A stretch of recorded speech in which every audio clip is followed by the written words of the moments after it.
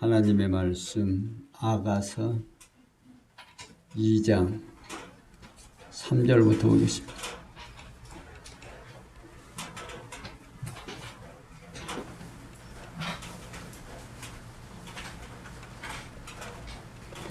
구약성경 아가서 2장 3절입니다. 남자들 중에 나의 사랑하는 자는 숲풀 가운데 사과나무 같구나. 내가 그 그늘에 앉아서 심히 기뻐하였고 그 실과는 내 입에 달았구나. 그가 나를 인도하여 잔치집에 들어갔으니 그 사랑이 내 위에 기로구나.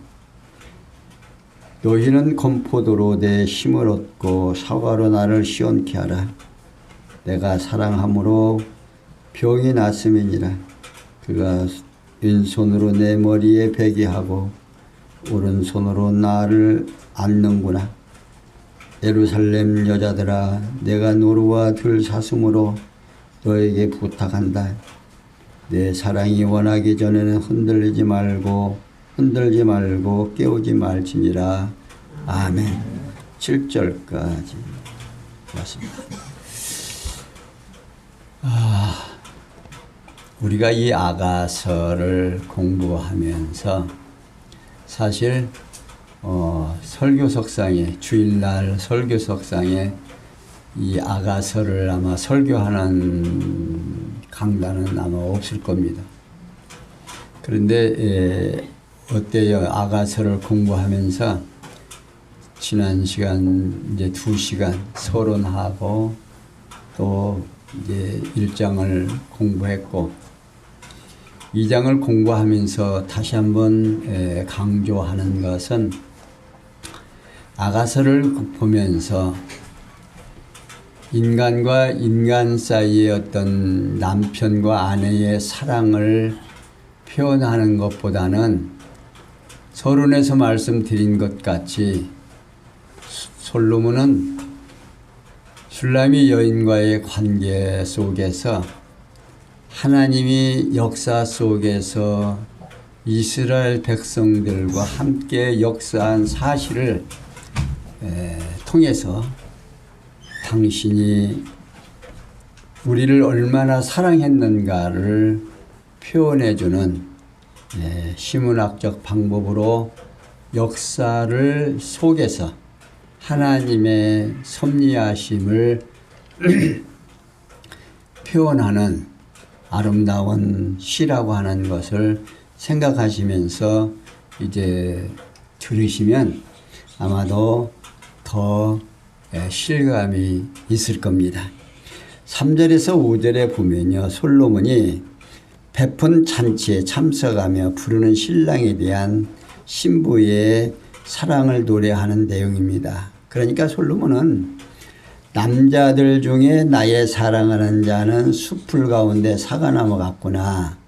내가 그 그늘에 앉아서 심히 기뻐하였고 그 실과는 내 입에 달았구나 라는 신부의 사랑을 노래합니다.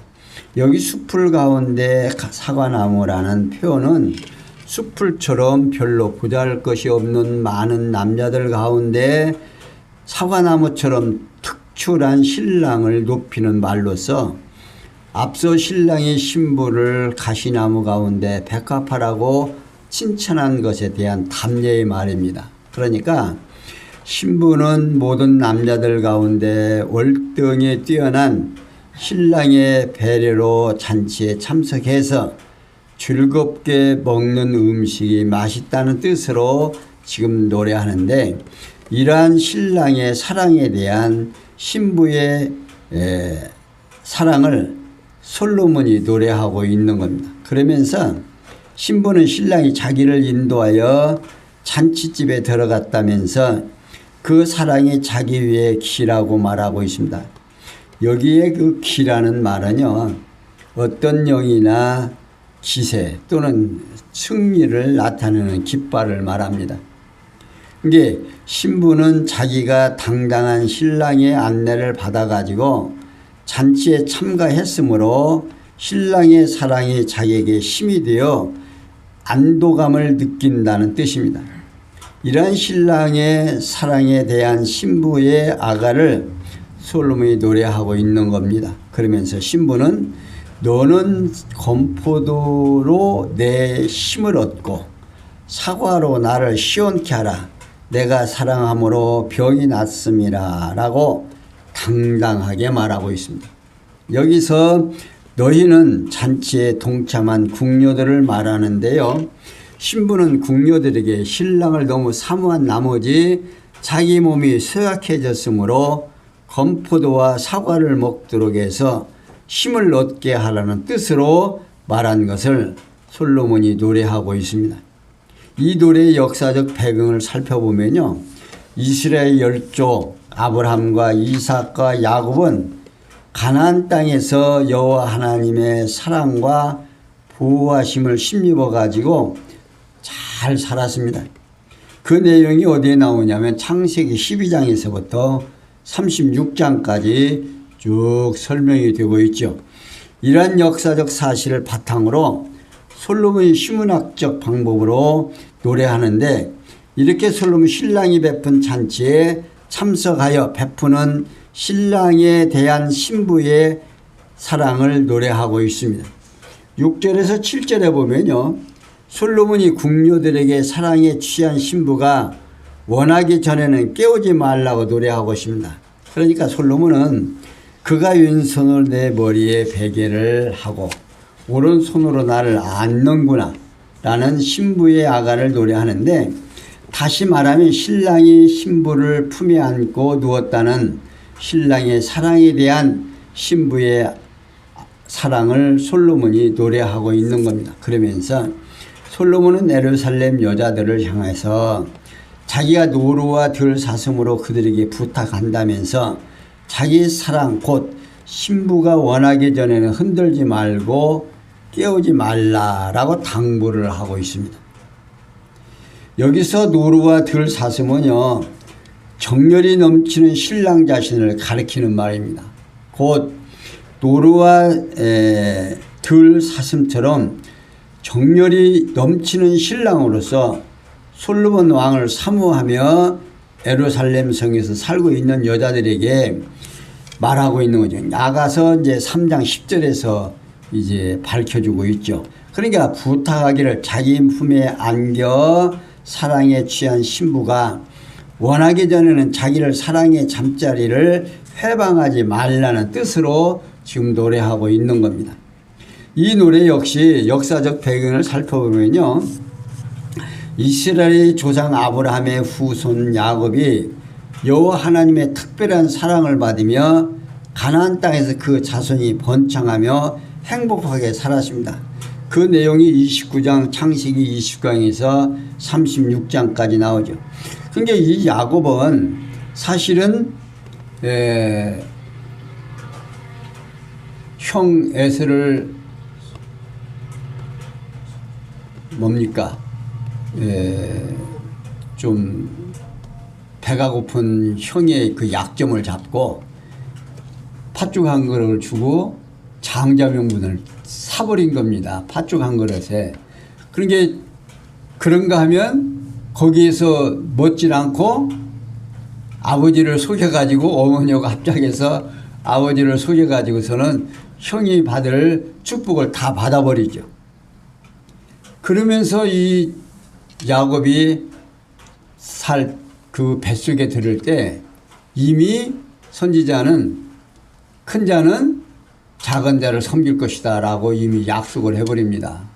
그러니까 이미 나기도 전에 이 행동이 어떻게 되기도 전에 하나님께서는 큰 자는 어린 자를 섬길 거라고 이미 약속을 해버렸어요.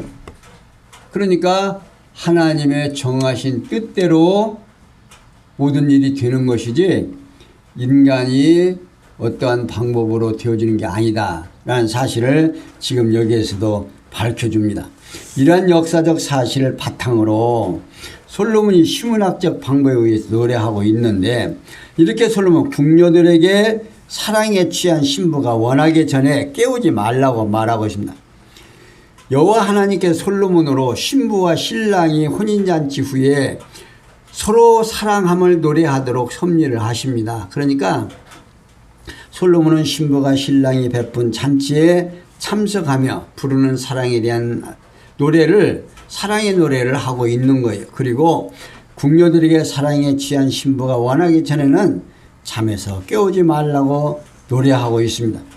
이러한 솔로몬 노래는 신랑 신부 사이에 처음 맺은 사랑의 언약이 이루어진 것에 대한 노래를 통하여 여호와 하나님의 조건 없는 크신 사랑을 찬양하고 있습니다.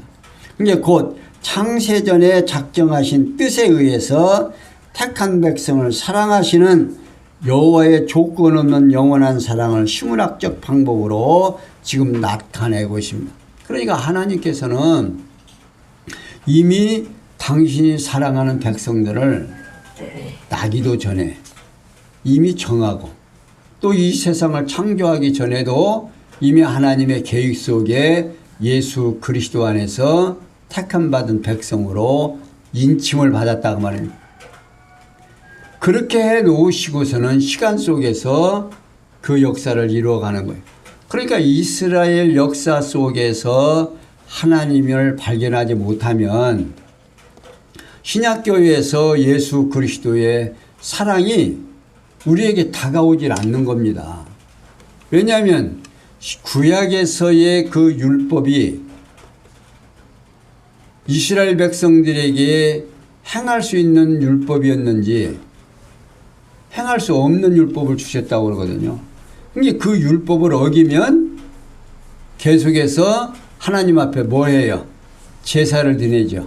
속죄제도 드리고 속건제도 드리고 화목제도 드리고 번제도 드리고, 그러니까 모든 하나님께서 주신 율법을 지키지를 못하니까 계속해서 뭘 해야 되겠어요? 하나님 앞에 제사를 드려야죠. 이게 하나님께 제사를 드리면서 누구를 잊어버리지 않아요. 하나님을 잊어버리지 않는 거예요. 그러니까 구약 성경을 계속 보다 보면 내가 누구인 줄 알라? 여호와인 줄 알라.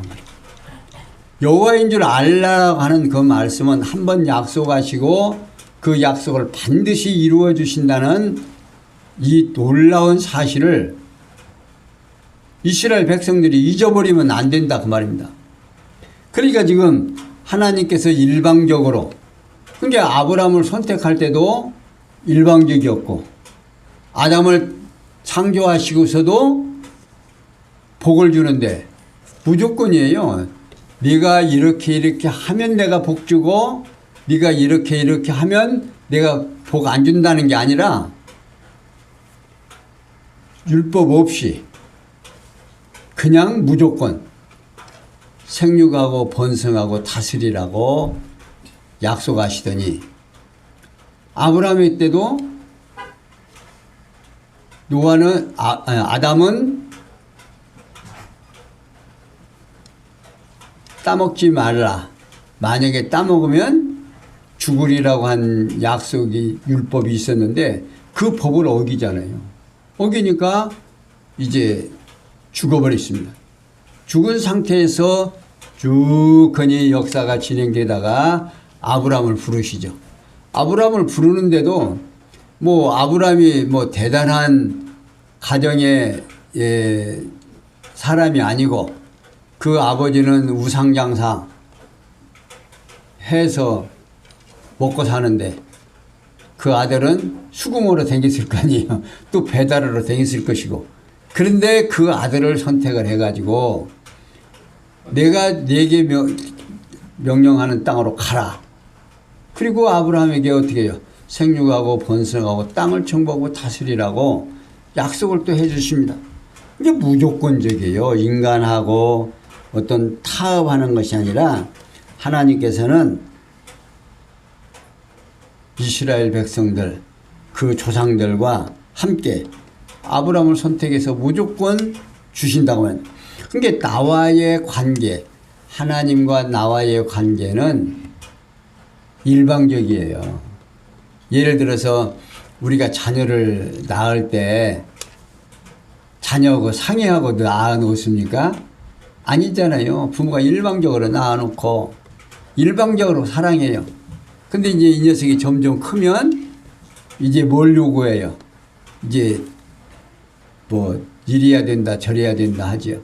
그런데 하나님께서는 그러지 아니하시고 계속해서 우리를 사랑하십니다. 그러니까 여호와 하나님께서 솔로몬으로 하여금 처음 사랑의 언약에 대한 노래를 통하여 여호와의 자비성을 찬양하도록 섭리하십니다. 그러니까 창세전에 작정하신 뜻에 따라 이스라엘 열조에게 세우신 처음 언약을 이루어 가시는 여호와의 자비하신 섭리를 찬양케 하신 겁니다. 그러니까 솔로몬은 술람이 여자와 처음 사랑의 언약을 맺고 서로 살아가는 가운데 결혼하게 된 사실을 노래하고 있어요. 이러한 솔로몬 노래는 여호와 하나님께서 이스라엘 열조에게 처음 언약을 세우시고 이루어 가시는 역사 속에서 그 근원을 찾고 있습니다. 그러니까 여호와 하나님께서는 이스라엘의 조상 아브라함을 부르셔서 처음 언약을 세우시고 그리고 아브라함뿐만 아니라 그 아들 이삭과 야곱의 아들 요셉까지 사랑하셔서 그 자손을 형통함을 누리며 살도록 보호해 주신 사실이 창세기 12장에서부터 50장까지 모형적인 역사 섭리를 바탕으로 솔로몬이 시문학적 방법으로 노래하고 있습니다. 이와 같은 이스라엘 역사의 사건은 여호와 하나님의 자비하심을 나타내는 것으로서 솔로몬이 술람이 여자와 처음 사랑의 언약을 맺고 결혼하게 이르는 아가 내용은 물론 장차 오실 신랑 되신 메시아가 신부인 교회와 언약대로 한 몸을 이루는 섭리와 서로 관계를 가지고 있습니다. 따라서 솔로몬과 술람이 여자가 처음 사랑의 언약을 맺고 결혼하는 내용의 노래는 장차 신랑으로 오실 메시아가 신부인 교회와 한 몸을 이룰 것을 예견하면서 이스라엘에 대한 모인적 역사를 바탕으로 시문학적 방법으로 노래하고 있습니다. 그러니까 오늘 우리 지상교회가 얼마나 특별한 존재인가를 우리는 인식하지 아니하면 지상의 교회의 중요성과 나 자신이 교회에서 어떠한 역할을 해야 되는지를 모릅니다. 그러니까 기껏해야 예수 믿고 천국 간다. 그리고 하나의 종교적 의식으로 교회를 나오시는 분들도 있을 수 있습니다. 그런데 이 교회는요, 장차 예수 그리스도가 부활 승천하신 그분이 이 땅에 재림하실 때 우리 교회를 신부로 맞이한다 그 말입니다. 그러니까 신랑과 신부가 한 몸 되어서 살아간다는 이 아가서에서 나타나는 이런 모습을 통해서 얼마나 신부가 소중한 것이고 신랑이 소중한 건가를 알 수가 있죠. 그러니까 그 주님과 나와의 관계, 교회가 무엇인지를 모르면 신약교회에서 교회 생활하는데 별 의미가 없어 그 말입니다. 그냥 살기는 그렇고 또 뭐 성도들과 교제해야 되고 세상 사람하고 뭐 이렇게 살면서 교회 나가는 것도 괜찮다. 이렇게 해서 혹시 나오신다면 좀 바꾸셔야 돼요. 생각이에요. 어떤 생각으로 바꿔야 하냐면 주님과 나와의 관계가 신랑과 신부의 관계인데 재림하시는 그 예수가 나를 지상의 교회를, 이게 나 개인을 하는 게 아니에요. 신부로 맞이할 때 개인을 맞이하는 것이 아니라 교회를 맞이하는 거예요. 그러니까 이 지상의 교회가 얼마나 소중한가를 우리는 인식해야 되는 거예요. 그러니까 이 교회가 무엇인지가 인식이 안 되면 별 의미가 없죠. 뭐 불교나 유교나 다른 종교가 가지고 있는 그런 생각과 똑같다 그 말입니다. 그런데 성경에서는 이 교회가 얼마나 소중한지를 지금 잘 말해주고 있습니다. 그러면서 2장 8절에서 9절에 보면 위험에 처한 신부를 찾으러 온 신랑의 사랑을 노래합니다. 8절 나의 사랑은 자의 목소리로구나. 보라 그가 산에서 달리고 작은 산을 빨리 넘어오는구나. 나의 사랑하는 자는 노루와 같고 어린 사슴과도 같아서 우리 벽 뒤에 서서 창으로 들여다보며 창살 틈으로 엿보는구나. 자, 여기 솔로몬은요, 나의 사랑하는 자의 목소리구나. 보라 그가 산에서 달리고 작은 산을 빨리 넘어오는구나 라고 신부의 아가를 노래하는데, 여기서 솔로몬은 갑자기 신랑과 신부가 서로 헤어져 있는 상황에서 노래를 부릅니다. 여기 산이나 작은 산은요, 크고 작은 난관들을 시적으로 묘사하는 말입니다.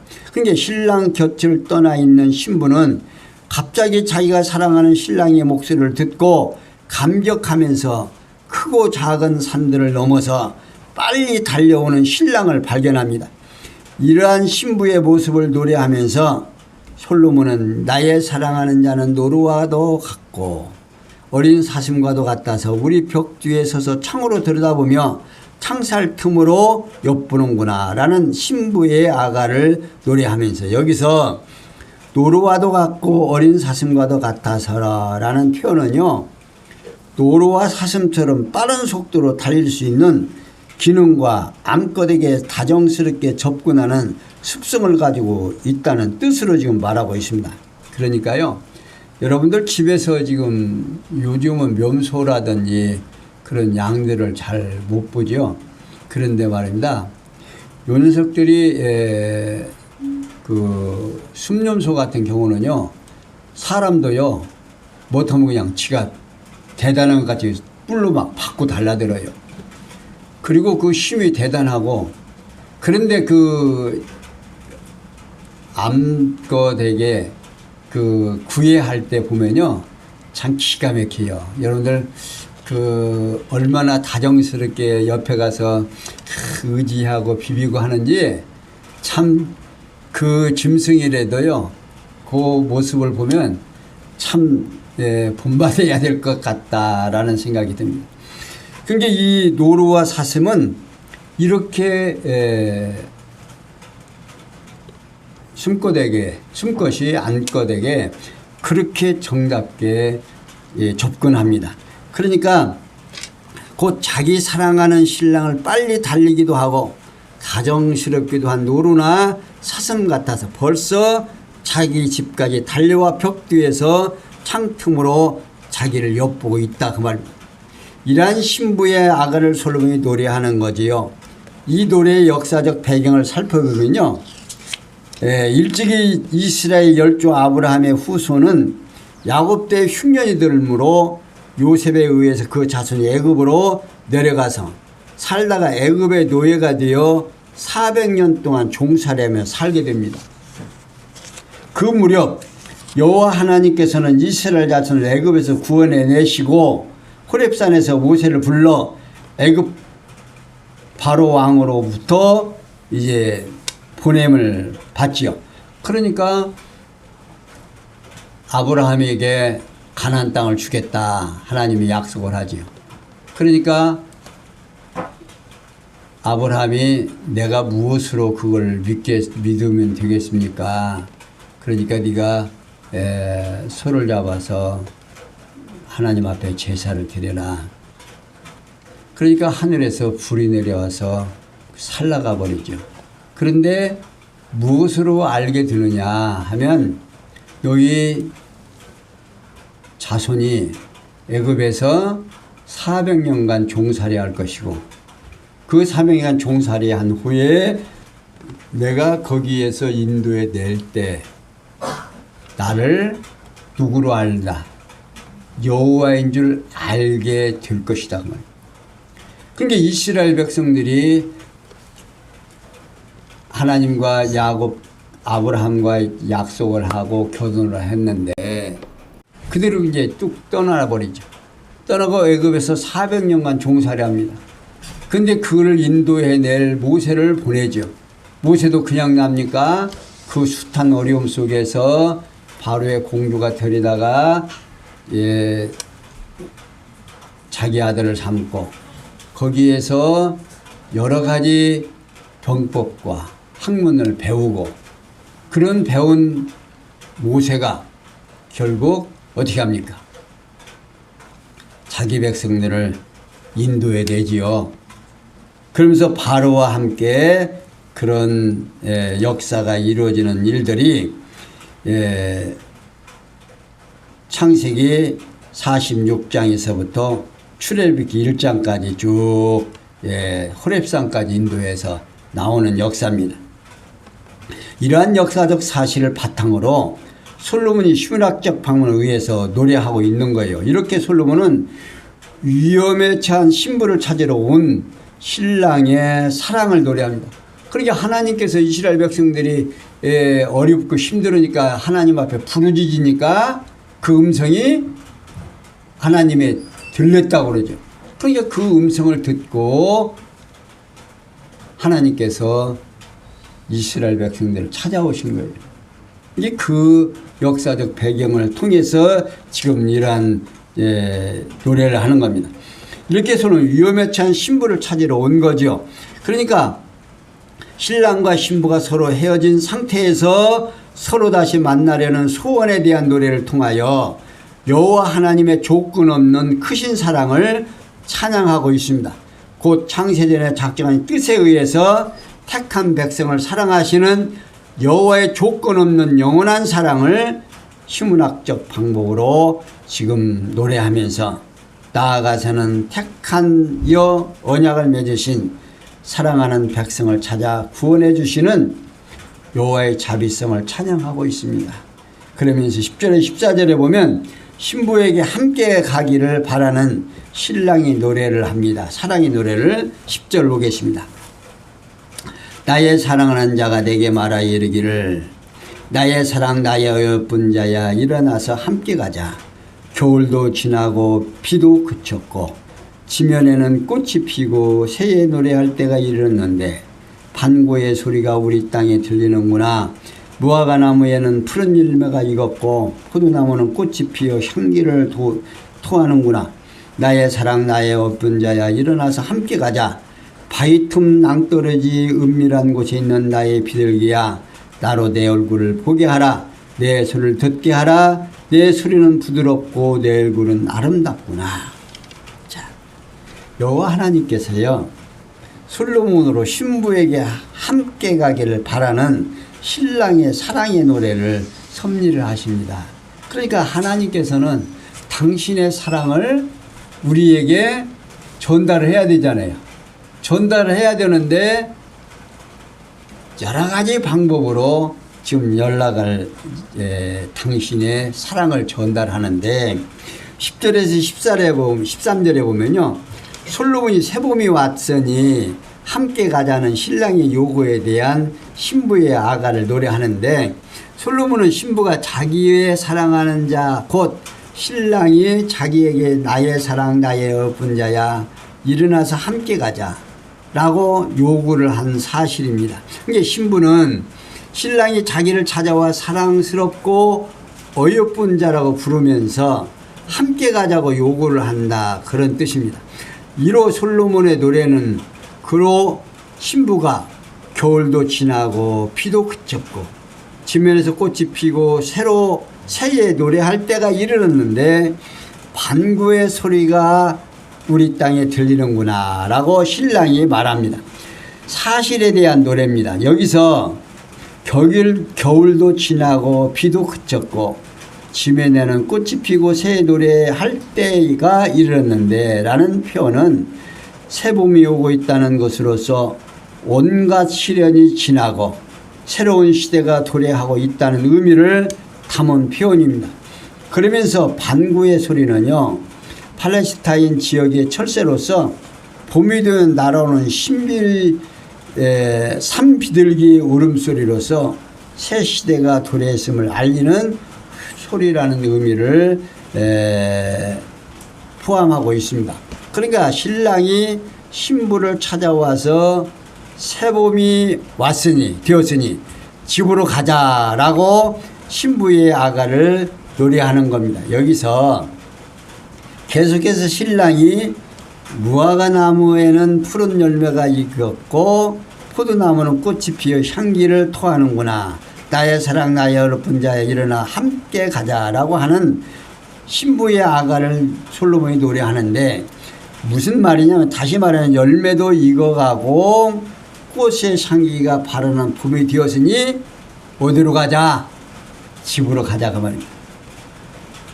이 노래도요 역사적 배경을 살펴보면요 여호와 하나님께서 출애굽에서 종살이하고 있는 이스라엘 자손을 가나안 땅으로 인도해 내시려고 모세를 애굽의 바로 왕에게 보내서 그 자손의 애굽을 떠나 가나안 땅으로 가자고 권면하도록 섭리합니다. 이스라엘 백성들 어떻게 합니까?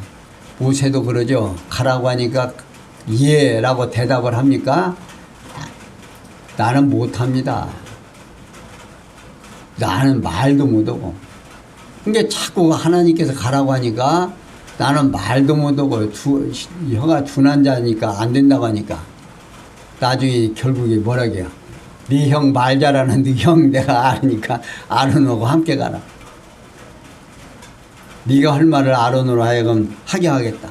그래가지고 애굽으로 갔습니다. 갔는데도 이스라엘 백성들이 믿어요 안 믿어요? 안 믿으면서 누가 가라고 했느냐. 그러니까 하나님께서 모세로 하여금 여러 가지 기적을 보여주죠. 표적을 보여주고 가가지고 너희 백성들에게 가서 얘기를 해라. 그래가지고 이스라엘 백성들로 하여금 하나님이 우리를 사랑해서 지금 그 어려운 시련 속에서 건져내 줄 것을 이제 소개하고 있죠. 그러니까 출애굽기 3장에서부터 12장까지 가나안 땅으로 인도하려고 지금 쭉 거의 설명하고 있죠.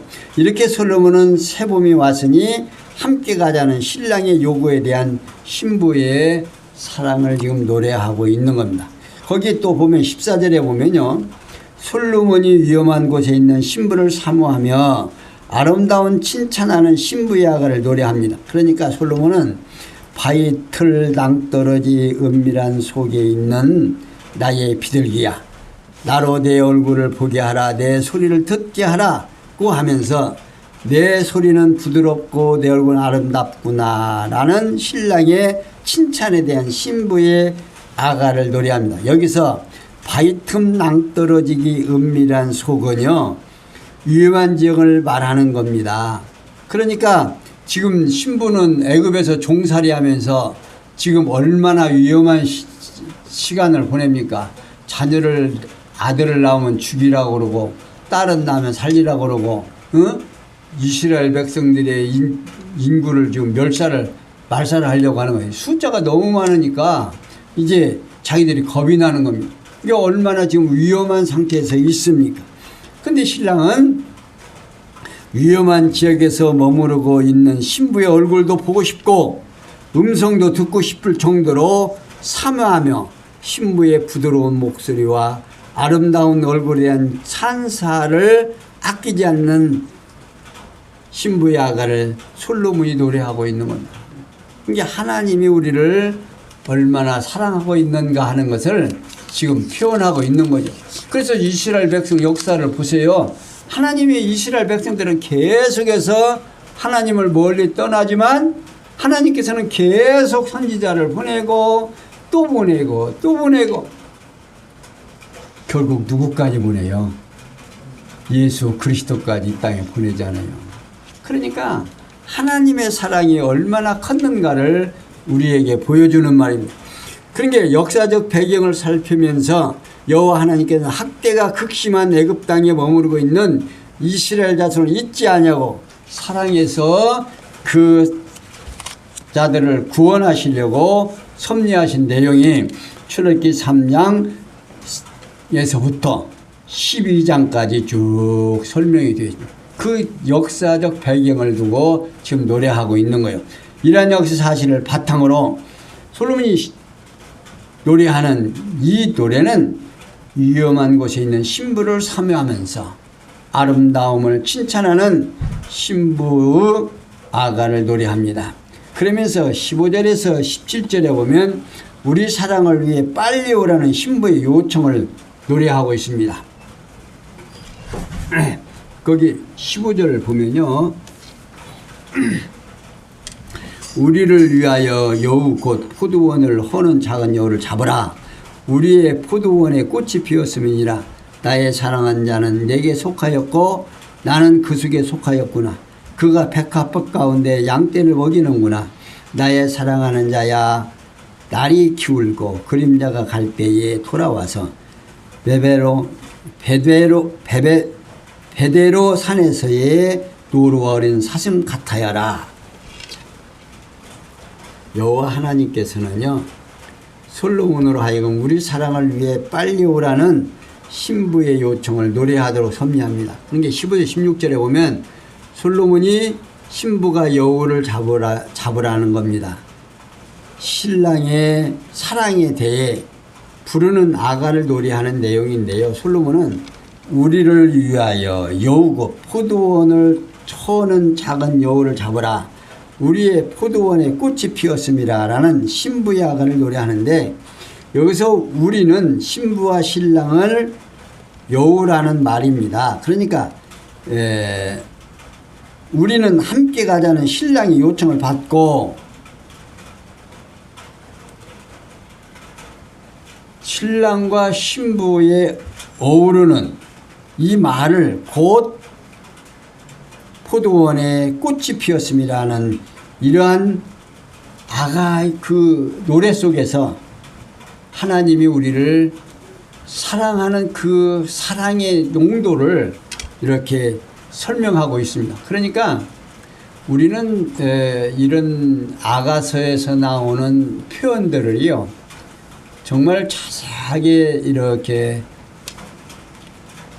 생각해 보면 정말 참 부드럽고 정말 얼마나 아늑한지, 그런 사랑 속에서 살았으면 참 좋겠죠.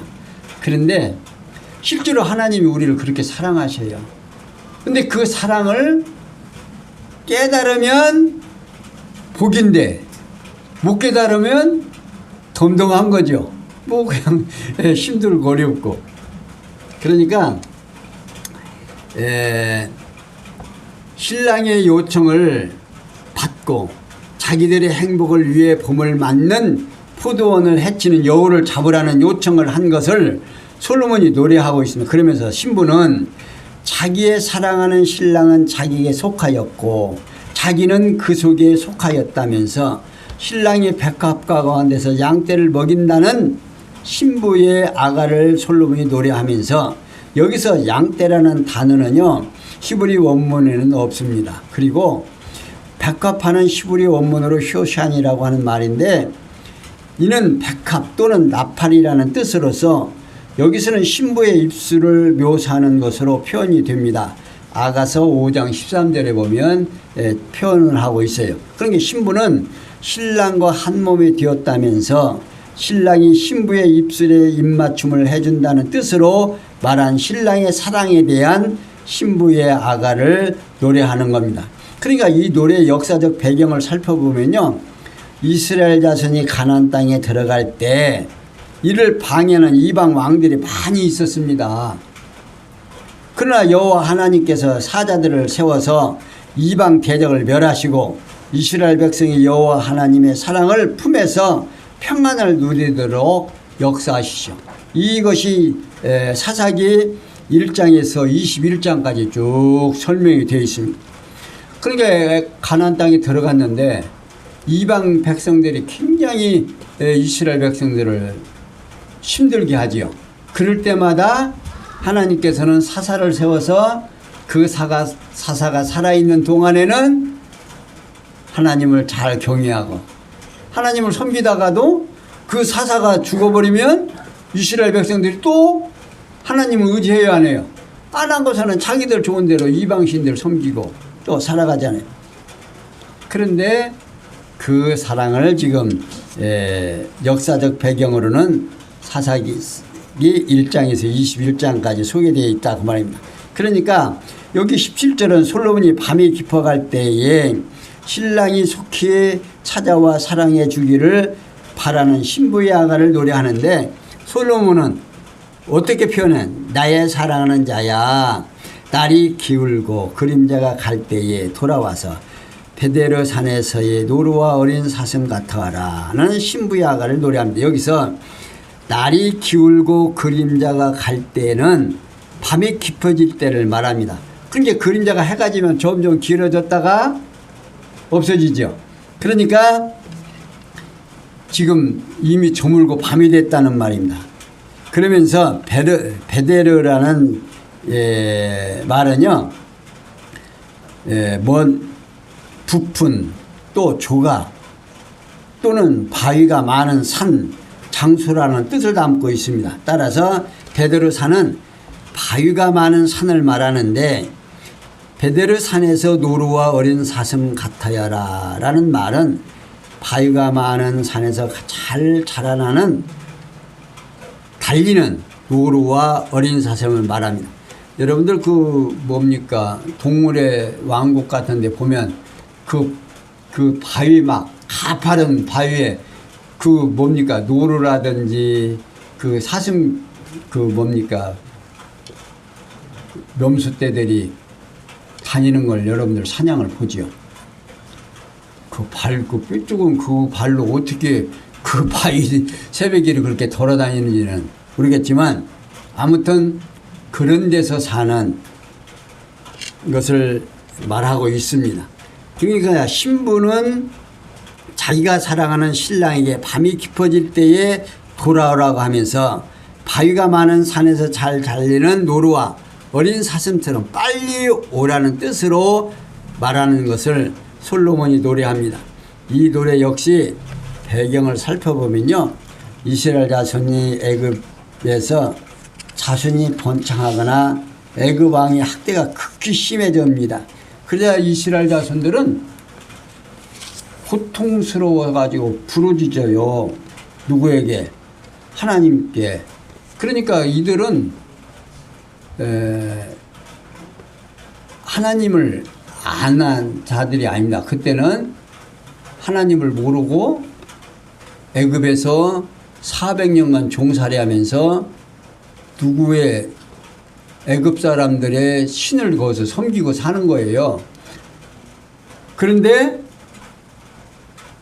누가 가서 지금 불을 일으켜요? 모세가 가서 불을 일으키가지고. 그런데 모세가 가서 불을 일으켜도 이스라엘 백성들에게는 하나님이 나타나요, 안 나타나요? 안 나타나요. 누구만 괴롭혀요? 애굽 사람들에게만 괴롭히죠. 10가지 재앙을 통해서 하나님이 있음을 하고. 그러면서 그 간접적으로 이스라엘 백성들은 누가 계심을, 하나님이 계심을 알게 하지요.